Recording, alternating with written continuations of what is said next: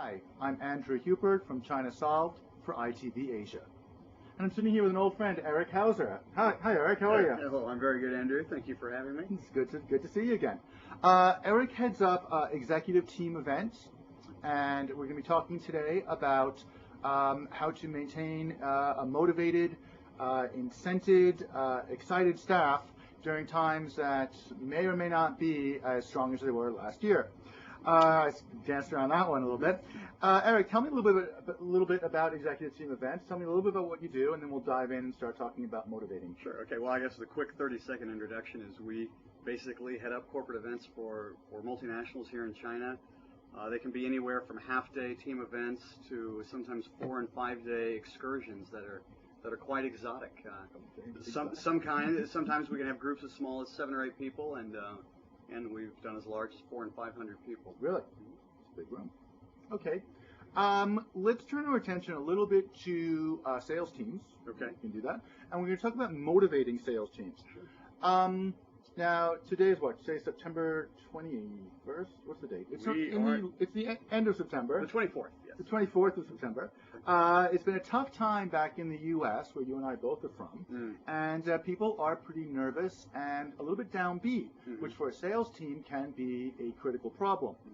Eric, here's a two-parter coming at you. Part one, do Chinese sales teams feel the same way?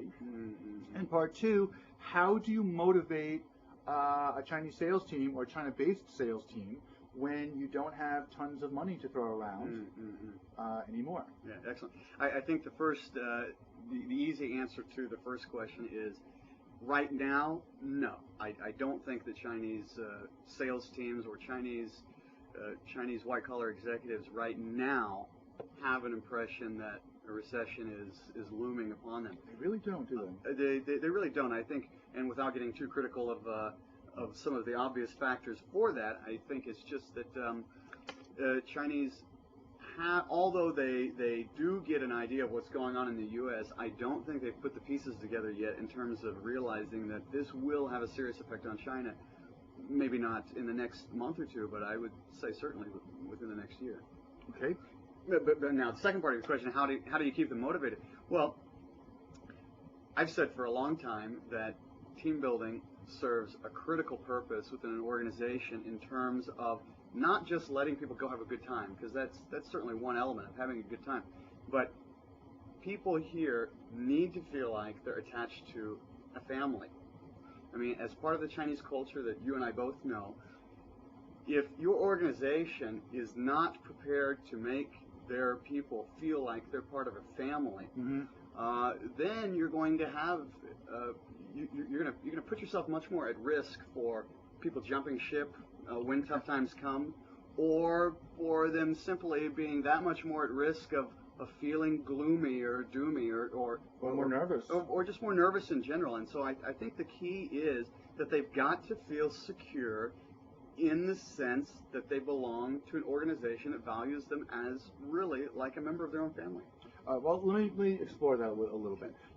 We're in Shanghai. Right. You've got a multinational company that has an English name, an American headquarters. You might have a Western or westernized head of the whole company here in Shanghai. Sure. You might have a Western team, Western sales manager or manager managing a primarily local Chinese team.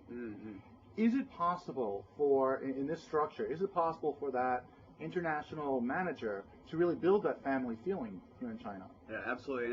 And you know, you and I have talked about this before. The average Westerner that's coming here, before we even talk about the possibility of hard times coming to China, the average Westerner that's coming here usually has not put in that groundwork time in terms of learning any of the language, in terms of learning any of the history and the culture, in terms of spending time to go out with your Chinese employees. Go to KTV when they want to go to KTV. Go do some Chinese activities that they consider fun, that establish those relationships, because when you've put in that time with them and they can see that you're not just here on your